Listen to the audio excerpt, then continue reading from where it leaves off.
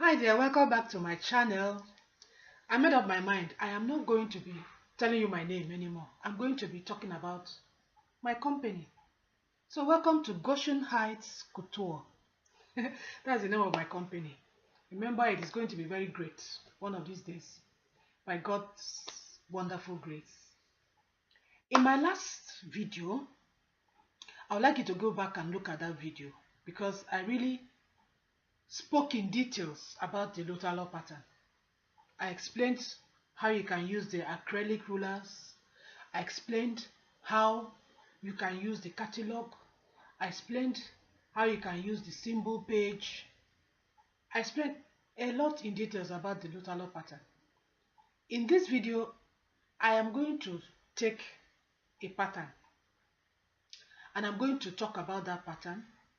I'm going to explain everything in that pattern, and then in another video I am actually going to trace the pattern with you so that you see the way it is traced, so you really understand it. Because if you understand it, you will not want to miss buying Llutterloh. You won't want to miss it. So welcome once again to Goshen Heights Couture. Now, I looked through the catalog. As you can see, the catalog has a lot of styles. A lot. I think about 258 or so. Different styles that you want. Has a lot, you know, mostly for female, but a few for children. But that notwithstanding, I even forgot to say it in my last video, but I can say it now. Llutterloh also sells what we call supplements, quarterly supplements. That is, every quarter they bring out styles, different styles, you know, for children and for females too. So you can also buy those supplements. So it's not as if once you buy this one, there's nothing else. There are supplements that come in yearly.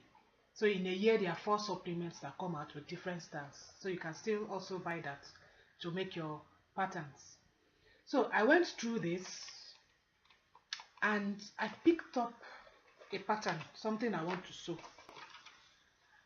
And I want to sew it simple wear, but very, very elegant and cute. I want to make this. As you can see,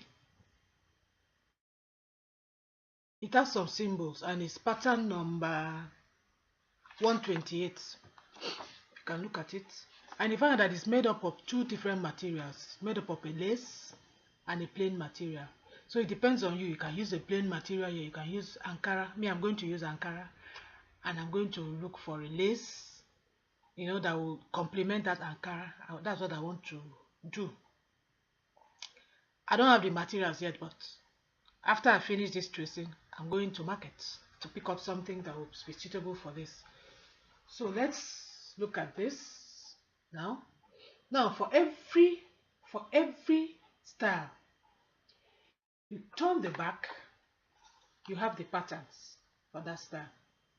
As we said, the style I'm going to sew, we are going to be sewing, is this one, and this is style number 128.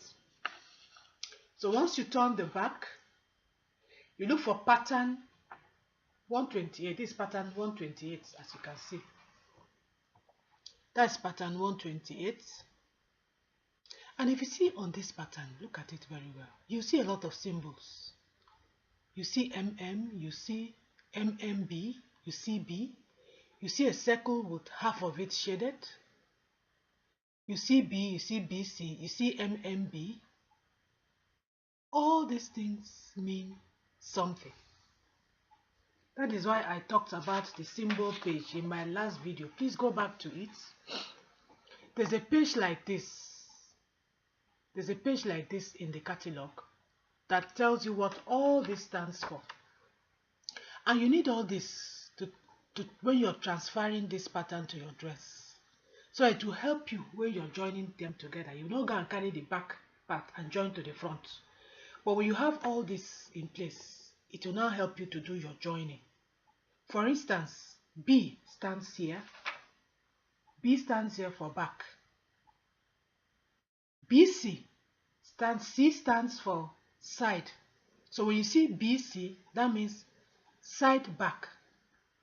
the side part of the back part of the dress. That's what it means when you see this BC here. This BC written here, as you can see. So by the time you cut everything, you have your pieces, you will not make it a mistake from this that is AC. You get you get the drift now. Because by the time you have your pieces on your paper and you finish cutting everything, at times you can make a mistake. So it's good that all these things that are here must be transferred as they are onto your material. That is why you should buy a water soluble color, or you use your what do they call it? I've forgotten it now. I used to mark clothes. I've forgotten it now, but you know what I mean for those of us that sew. Tailor's chalk. You can use your tailor's chalk, or you can use a water soluble marker, so that when you're joining your clothes, you will not make a mistake. I repeat it. So you can see the importance of this. Look at this one now that is written here. It's written AMM. AMM. That is A stands for front. MM here on the symbol page. MM stands for where is it?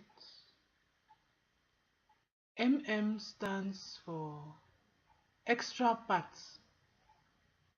That is, what do they call it? It stands for trim or lace. MM. So they are simply telling you that this part is for the trim or the lace or whatever you're going to use to do here. That MM is either for a lace, for a trim, or whatever you are going to use, but it's contrast to this. And then you see this symbol here. There's a symbol here.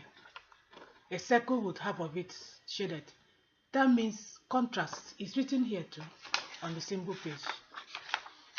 When you see such a sign, it means that you use a contrast material for that part. For that part of the pattern, we are using a contrast thing for this part of the pattern. You must not use lace. You can decide to use whatever. You can decide to even use lace all over here and then use another material here. You can decide. That's why I said, if you have a little fashion sense, you can do a lot of things with this. You can juggle it, you know. You can do a lot of things with it. And on this page too, you see, they show you when you have a dotted line and when you have a straight line.